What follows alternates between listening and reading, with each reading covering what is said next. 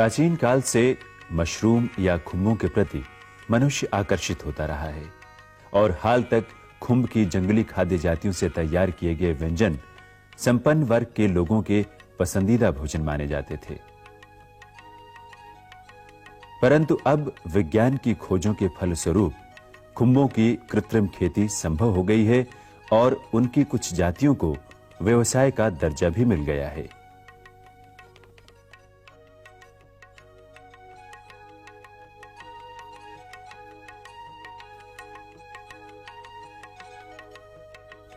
भारत में पिछले कुछ वर्षों में मशरूम के कई फार्म स्थापित हुए हैं। ये एक छोटे फार्म का दृश्य है जो सोलन में स्थित है।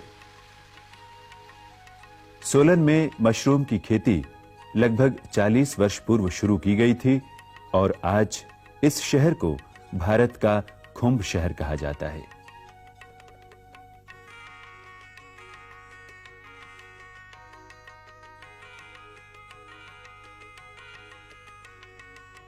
सोलन में ही भारतीय कृषि अनुसंधान परिषद के तत्वावधान में राष्ट्रीय खुम्ब अनुसंधान केंद्र भी स्थापित है। यहां विभिन्न खुम्बों के उगाने की ऐसी विधियों का विकास एवं उन्नयन किया गया है जिन्हें हमारे देश के किसान अपना सकते हैं।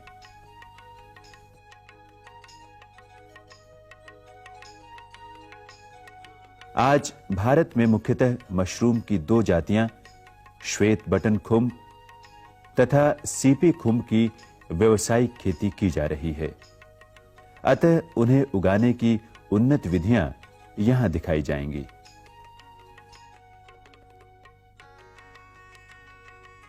श्वेत बटन खुम्ब को उगाने की विधि।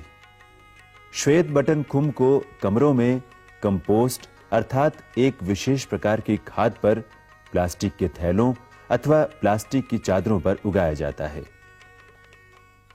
बटन मशरूम को उगाने के लिए ठंडी जलवायु यानी 14 से 18 डिग्री सेल्सियस तापमान, भरपूर नमी तथा स्वच्छ हवा की जरूरत होती है।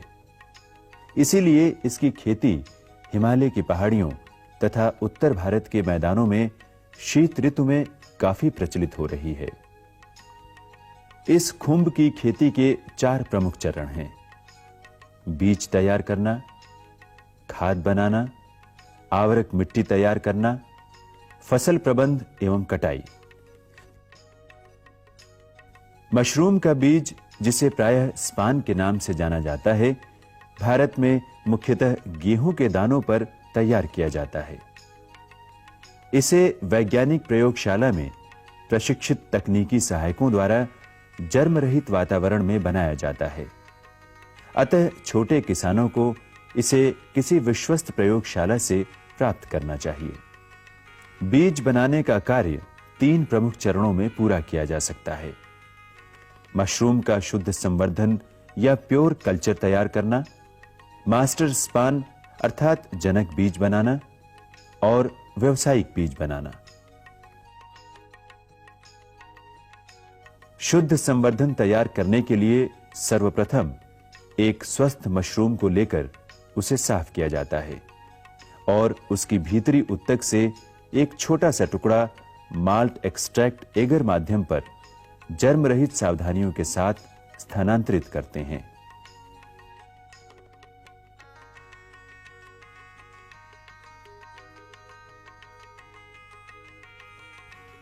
इन निवेशित परख नलियों को 24 से 26 डिग्री सेल्सियस पर उष्मायित किया जाता है, जिसके फलस्वरूप 10-12 दिनों में ही नली में कवक जाल फैल जाता है, जिसका जनक स्पान बनाने के लिए इस्तेमाल किया जा सकता है।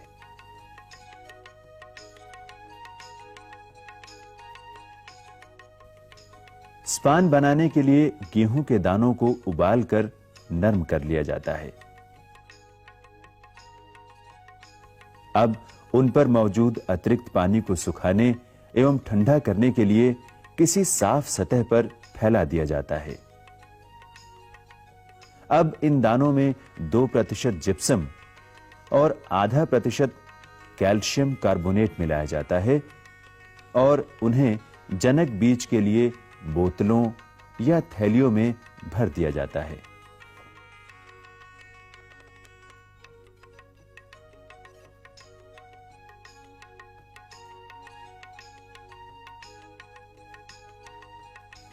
तत्पश्चात उन्हें 22 पाउंड प्रति वर्ग इंच दबाव के अंतर्गत 1.5 घंटे तक गर्म करके जर्मरहित किया जाता है।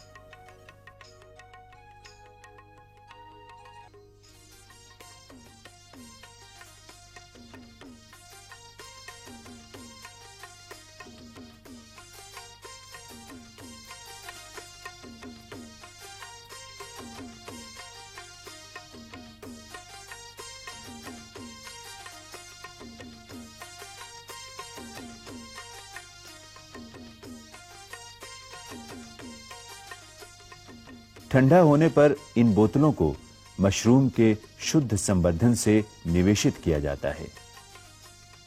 बोतलों का निवेशन जर्म रहित वातावरण में जैसे एक लेमिनार फ्लो बेंच पर करना अनिवार्य होता है।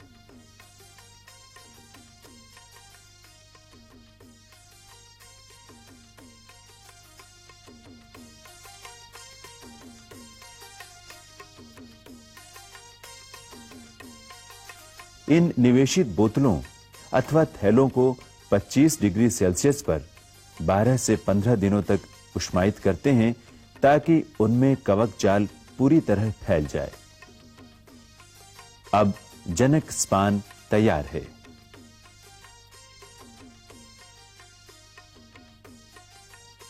इस जनक स्पान की सहायता से प्लास्टिक के थैलों में व्यावसायिक स्पान बनाया जा सकता है।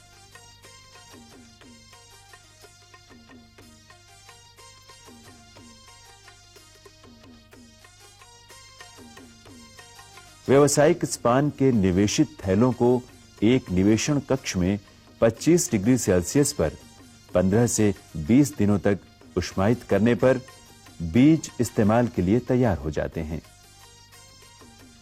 पूरी तरह विकसित बीज सफेद एवं रेशेदार दिखता है और उसमें कोई भी काला या रंगीन धब्बा नहीं होता है। बटन खुंभ के लिए खाद तैयार करना। बटन खुंभ के लिए खाद का निर्माण विभिन्न प्रकार के जैविक एवं अजैविक पदार्थों जैसे गेहूं या धान का भूसा, मुर्गी की खाद, यूरिया, कैल्शियम अमोनियम नाइट्रेट, चोकर, म्यूरेट ऑफ पोटाश, जिप्सम तथा एसएसपी से किया जाता है। खाद निर्माण की दो विधियां प्रचलित हैं, लंबी विधि और छोटी विधि। लंबी विधि से खाद पूरी तरह खुली जगह में बनाई जाती है और इसमें 24 से 28 दिन लगते हैं।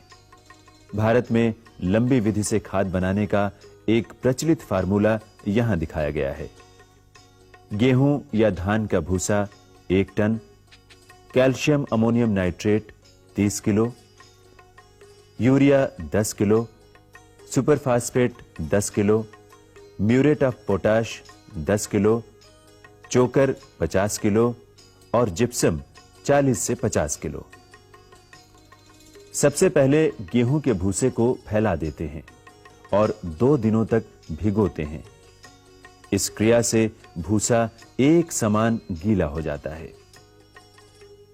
गीले भूसे का ढेर बनाने से एक दिन पहले कैन, यूरिया, एसएसपी, एमओपी तथा चोकर को गीला कर एक मिश्रण बना लेते हैं और उसे गीली बोरी से ढक देते हैं ताकि उसमें से अमोनिया गैस बाहर ना निकले।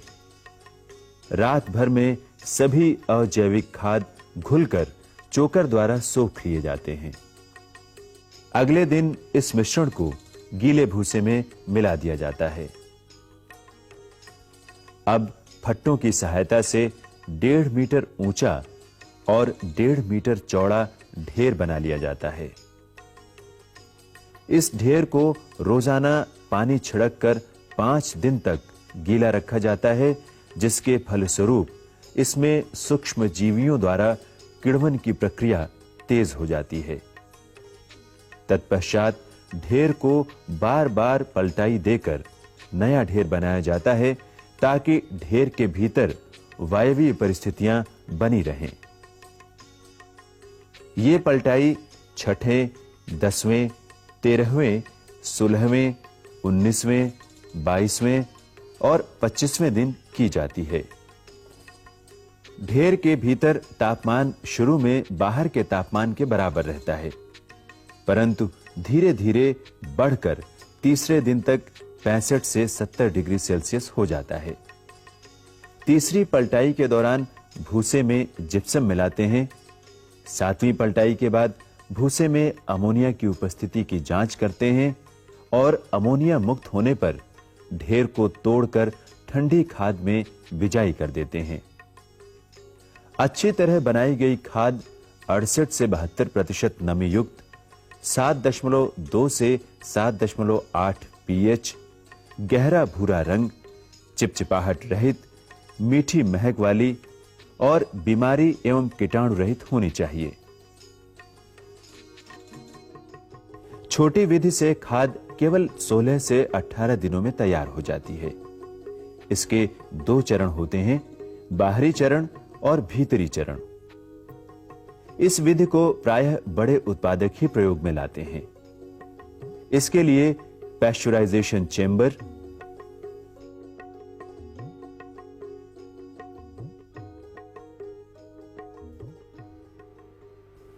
ब्लोअर या पंखा तथा बॉयलर की आवश्यकता होती है।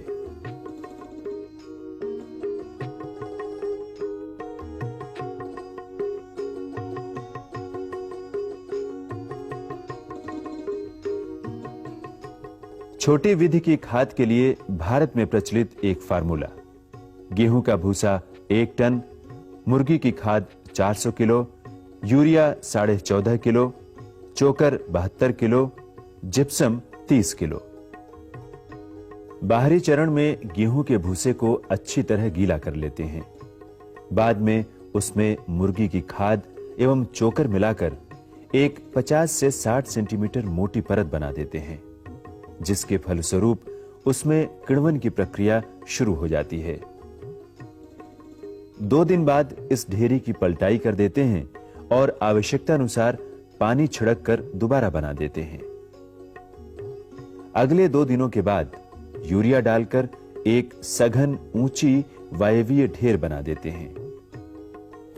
तत्पश्चात इस ढेर की नियमित पलटाई की जाती है, जैसा यहां दिखाया गया है। तीसरी पलटाई के समय जिप्सम डाला जाता है। भीतरी चरण के दौरान खाद सामग्री को एक विपुल कक्ष या टनल में भरकर 7 दिनों तक अनुकूलन एवं पास्तुरीकरण किया जाता है। इसके लिए दरवाजे तथा रोशनदान बंद कर दिए जाते हैं और पंखा चला दिया जाता है।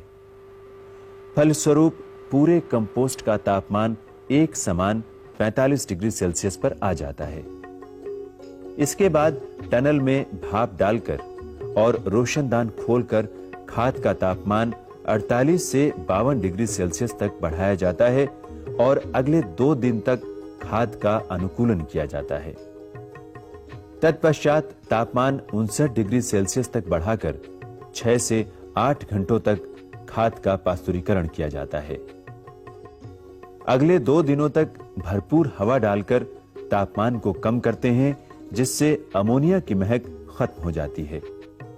तत्पश्चात बाहर से स्वच्छ हवा डालकर खाद को ठंडी कर बिजाई के लायक बना दिया जाता है। पूरी तरह तैयार खाद गहरे भूरे रंग की होती है और इसमें पर्याप्त मात्रा में सफेद कवक तंतु दिखाई देते हैं, जिन्हें फायर फैंग्स कहा जाता है। अच्छी खाद में 68 से 72% नमी होती है, जिसकी जांच मुट्ठी में दबाकर की जा सकती है।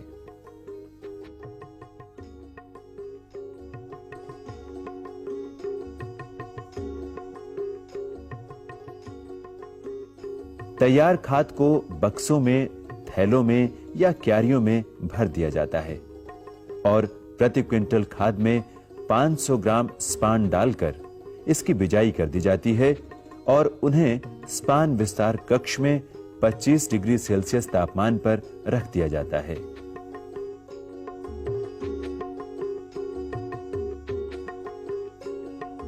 क्यारियों में खाद का तापमान 25 डिग्री सेल्सियस के आसपास रखने से खाद में 12 से 14 दिनों में कवक जाल का फैलाव पूरा हो जाता है और खाद में सफेदी आ जाती है।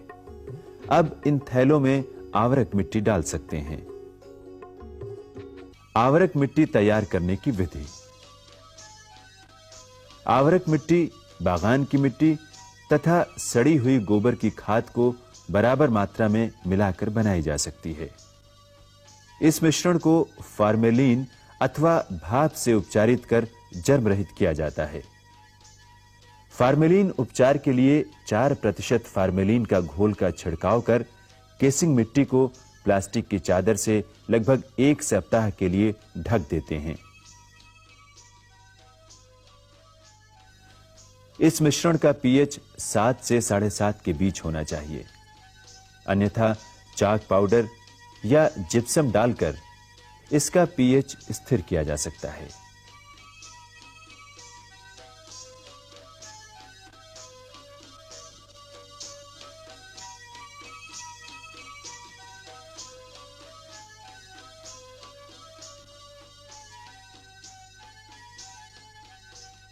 क्यारी में स्पान वृद्धि पूर्ण होने पर फलन पैदा करने के लिए आवरक मिट्टी डालना आवश्यक होता है। इसके लिए क्यारी की सतह को बराबर कर लिया जाता है और एक लकड़ी के मापक की सहायता से 4 से 5 सेंटीमीटर मोटी आवरण मिट्टी की एक समान परत डाल दी जाती है।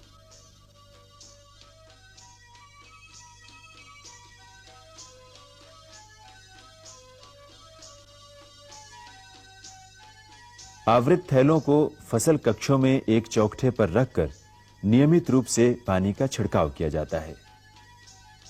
कमरे का तापमान 25 डिग्री सेल्सियस एवं आर्द्रता 90% के आसपास रखी जाती है, जिसके फलस्वरूप कवक जाल आवरण परत में फैलने लगता है। 7 दिनों में कवक जाल आवरक परत में पूरी तरह फैल जाता है और तब तापमान को 14 से 18 डिग्री सेल्सियस तक कम करके भरपूर स्वच्छ हवा डाली जाती है, जिससे क्यारियों में फलन प्रारंभ हो जाता है। साधारणतया आवरक डालने के 10 से 15 दिनों के बाद खुंब की कलिकाएं निकलने लगती हैं, जो अगले 3 से 4 दिनों में विकसित होकर बटन का आकार ले लेती हैं और कटाई के योग्य हो जाती हैं। मशरूम का फलन 40 से 50 दिनों तक चलता रहता है और 7 से 10 दिनों के अंतराल पर कई फलन चक्रों में पूरा होता है। साधारणतया 4 से 5 चक्र ही आर्थिक दृष्टि से लाभप्रद माने जाते हैं। कटाई के उपरांत खुंबों की छटाई की जाती है और 0.05% पोटेशियम मेटाबाइसल्फाइड के घोल में उन्हें धोकर प्लास्टिक के छिद्रयुक्त थैलियों में भरकर बेचा जाता है। सीपी मशरूम की खेती। इस खुंब को उत्तरी भारत में सीपी मशरूम या ढींगरी के नाम से जानते हैं। इसका वैज्ञानिक नाम प्लूरोटस है। सीपी मशरूम का साधारण आकार सीपीनुमा, चौड़े चम्मच जैसा या पंखानुमा होता है और इसका रंग सफेद, हल्का पीला, गुलाबी या हल्का भूरा होता है। अभी तक प्लूरोटस की 36 जातियां पहचानी जा चुकी हैं, जिनमें से प्लूरोटस फ्लोरिडा, प्लूरोटस फ्लैबेलेटस, प्लूरोटस कॉर्नोकोपिया, प्लूरोटस सोजोरकाजू तथा प्लूरोटस एरिंजाई प्रमुख हैं।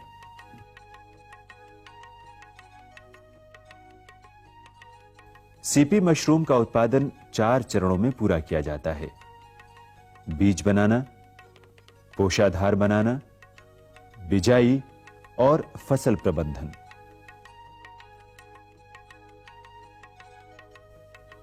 सीपी मशरूम का स्पान भी बटन मशरूम की तरह ही बनाया जाता है। यहां विभिन्न कृषि अवशिष्टों जैसे धान या गेहूं का भूसा एवं गन्ने की बगास दिखाए गए हैं, जिन पर इस मशरूम को उगाया जाता है। इस मशरूम के लिए आवश्यक पोषाधार तैयार करने की कई विधियां हैं, जैसे गर्म पानी से उपचार, रासायनिक उपचार, भाप से उपचार। गर्म पानी से उपचार। इस विधि में पोषाधार को 30 मिनट के लिए 60 से 80 डिग्री सेल्सियस पर गर्म पानी में डुबोकर उपचारित किया जाता है। रासायनिक उपचार। इस विधि में पोषाधार को 75 ppm बेविस्टिन तथा 500 ppm फार्मेलिन के घोल में 16 से 18 घंटों तक भिगोया जाता है। उदाहरण के लिए 12 से 14 किलो भूसे को 100 लीटर पानी में 7.5 ग्राम बाविस्टिन तथा 125 मिलीलीटर फार्मेलिन के घोल में भिगोया जाता है। इस रासायनिक घोल को टिन के ड्रम अथवा टब में या सीमेंट की टंकी में बनाया जाता है। पोषाधार को उपचारित करने के बाद अतिरिक्त जल को निकाल देते हैं और 55 से 60 किलो गीले भूसे में 1.25 किलोग्राम स्पान से बिजाई कर देते हैं।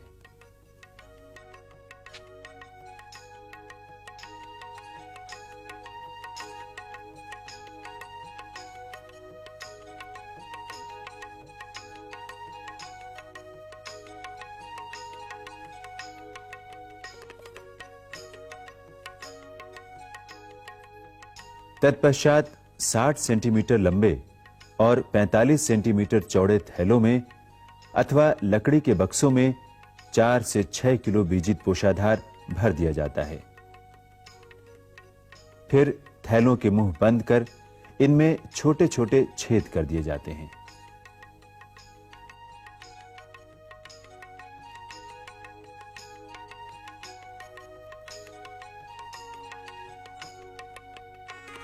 बिजाई करने के बाद इन थैलों को बांस या लोहे के चौखटों पर रख दिया जाता है और 15 से 20 दिनों तक अथवा जब तक कवक जाल पूरी तरह फैल नहीं जाता तब तक 20 से 28 डिग्री सेल्सियस पर कम प्रकाश में उष्मायित किया जाता है।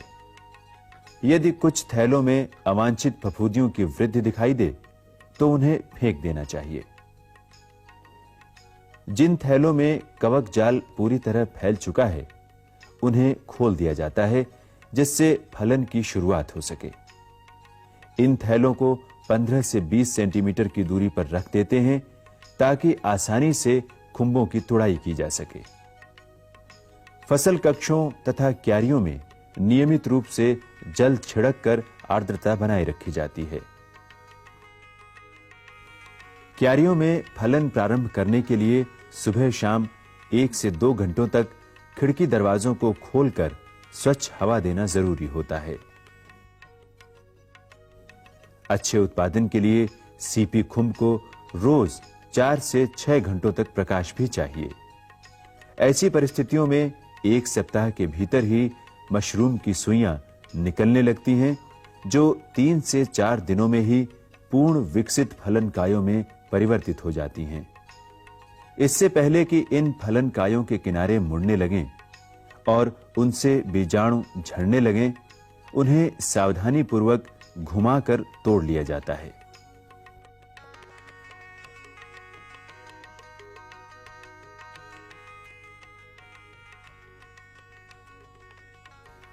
तुड़ाई के बाद खुंबों के निचले भाग को छुरी से काटकर छिद्रयुक्त प्लास्टिक के थैलों में भर दिया जाता है और बाजार भेज दिया जाता है। इन्हें धूप में अथवा गर्म हवा की सहायता से सुखाकर भी बेचा जा सकता है। मशरूम के रोग एवं नाशक जीव तथा उनका प्रबंधन। अन्य फसलों की तरह प्रतिकूल तथा गंदे वातावरण में खुंबों में भी रोगों एवं नाशक जीवों का संक्रमण होता है। बटन खुंब के कुछ प्रमुख रोगों एवं नाशक जीवों जैसे मकड़ी जाली, गीला बुलबुला, भूरा प्लास्टर फफूंद, पीला फफूंद,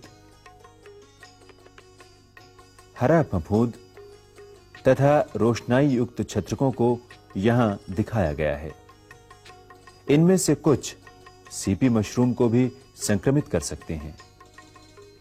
नाशक जीवों में मक्खियों एवं उनके लार्वा सर्वाधिक क्षति पहुंचाते हैं, परंतु इन मक्खियों को एक पीले रंग के बल्ब की सहायता से फंसाकर आसानी से नियंत्रित किया जा सकता है। बटन खुंभ को परजीवी सूत्रकृमियों से भी काफी नुकसान पहुंचता है, परंतु सूक्ष्म साइज के कारण हमारी आंखें इन्हें देख नहीं पाती। इनमें से अधिकांश समस्याओं से बचा जा सकता है यदि फसल कक्षों में सफाई एवं स्वच्छ परिस्थितियां बनाई रखी जाएं। साथ ही समय समय पर हानि रहित जीवनाशियों की न्यूनतम मात्रा का निरोधी छिड़काव किया जाए।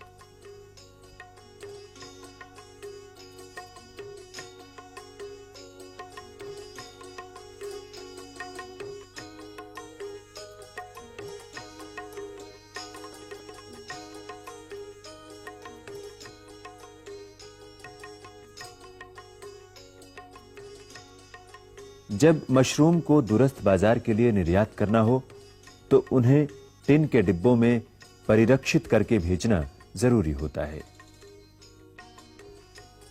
मशरूम एक स्वास्थ्यवर्धक आहार है और ये प्रोटीन एवं विटामिन से भरपूर, वसा, मंड एवं शर्करा से रहित तथा औषधीय गुणों से युक्त होते हैं।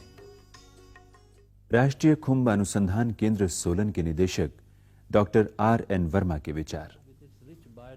भारत में जैव विविधताओं, विभिन्न प्रकार की जलवायु, सस्ते एवं आसानी से उपलब्ध श्रमिक तथा कृषि अवशिष्टों की प्रचुर उपलब्धता के कारण खुंभ उत्पादन की अपरिमित संभावनाएं हैं। साथ ही यहां विभिन्न प्रकार के खुंभों का उत्पादन भी किया जा सकता है। खुंभ की विभिन्न जातियों को उगाकर न केवल अलग-अलग तापमान एवं ऋतुओं में मशरूम की खेती की जा सकती है, बल्कि इस पर आने वाले ढांचागत खर्चों को भी कम किया जा सकता है। इस प्रकार आने वाले वर्षों में भारत में मशरूम की खेती को अधिक लाभदायक, अधिक प्रतियोगी तथा टिकाऊ बनाया जा सकता है। अगर आप खुंभ के बारे में और अधिक जानकारी हासिल करना चाहते हैं तो संपर्क करें निदेशक राष्ट्रीय खुंभ अनुसंधान केंद्र, चंबाघाट, सोलन 173213, हिमाचल प्रदेश।